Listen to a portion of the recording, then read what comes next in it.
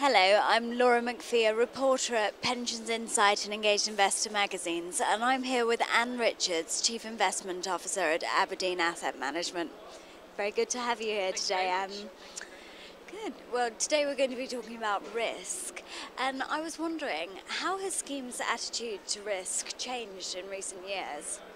I think the first thing is that it's not just the attitude to risk that's changed, it's what we think of as risk, I think, has changed enormously, in particular since the 2008 and the global financial crisis, because we've moved from a world where, if you go back pre-crisis 5, 10, 15 years ago, where most people use statistical measures as a proxy for risk. So by that I mean things like tracking error, things like value at risk. They were all statistical ways of thinking and looking about risk. And actually we use short-term volatility as a proxy for risk. What 2008 taught us was that there are a lot of risks that are out there which are concerned with the fundamental risk of losing capital permanently, permanent capital loss that have nothing to do with the statistical measures. And by that I mean things like counterparty risk, liquidity risk, regulatory risk, political risk. So I think schemes are beginning to think about risk in a whole new way, and we don't yet have quantitative tools which are particularly adept at dealing with many of these fundamental risks as opposed to short-term volatility. So, how should schemes be investing to reduce the risk in their portfolios? I think the first thing that you have to do in thinking about any scheme is you have to think about different scenarios of the way the world might turn out. So, it's popular to say we live in quite a fat-tailed world at the moment, which basically means surprising things happen a bit more often than we think they ought to.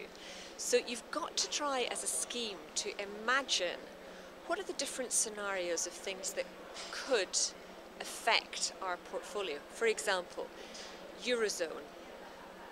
What happens if Greece leaves? What happens if Greece, Spain and Italy leave? What happens if actually we go back to the Deutschmark and think about what will happen to our scheme under those different scenarios? Where would we be vulnerable?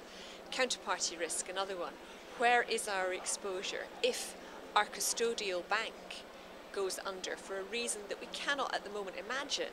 What would be the effect on our portfolio? What would be the effect on our ability to access liquidity? So the first thing any scheme has to do, I think, is to think through that range of scenarios and then try and imagine how their assets would be affected by those different scenarios. And does this reflect what schemes are actually doing at the moment, or is there still some work to do?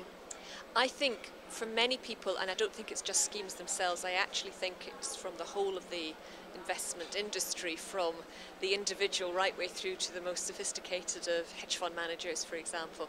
I think many people struggle with the fact that some of these questions are really difficult to imagine and to answer. If your custodial bank, let's go back to that example, if for whatever reason your custodial bank goes under, actually what would happen if the Eurozone broke up? What would happen? And it's so difficult to imagine. It's sometimes easier not to try to imagine. So actually I don't think people have yet started really to work through a bunch of different scenarios and imagine what would happen, but actually I think that's a starting point to any discussion about risk, and it should be the starting point. Well, thank you very much for that, Anne.